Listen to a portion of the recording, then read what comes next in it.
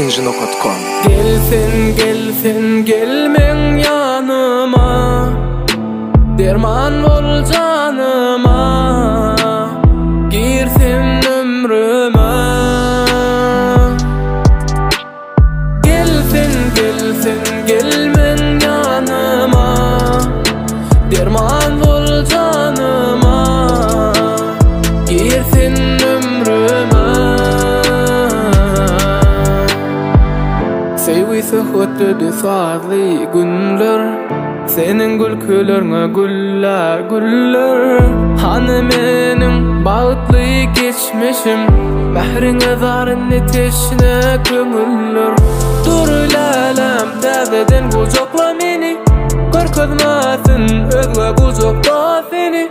Demin bilen dem deme karıştın, yüreklerimiz birbirine bağlasın. Gelsin gelsin gelmen yanıma, derman bol canıma, girsin ömrüme.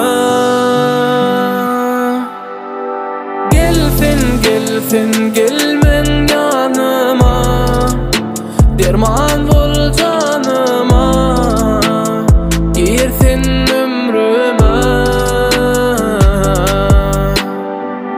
Solar yağlan gözür zinatı, gitmelelem suyumuz Kur'an'ı, alıp gitsin bizi bağıtın ağatı. Sen bilemen dünyam güzeller, bir yıl kırışın durmuşuma bedevdir. Söyün gülüm güzellerim sen güzeli. Gelsin gelsin gelmen yanıma, derman ol canıma, girsin ömrüme.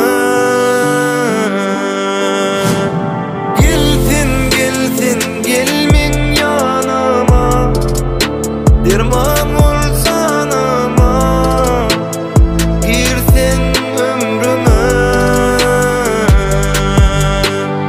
Gelsin gelsin gelmen yanıma, Derman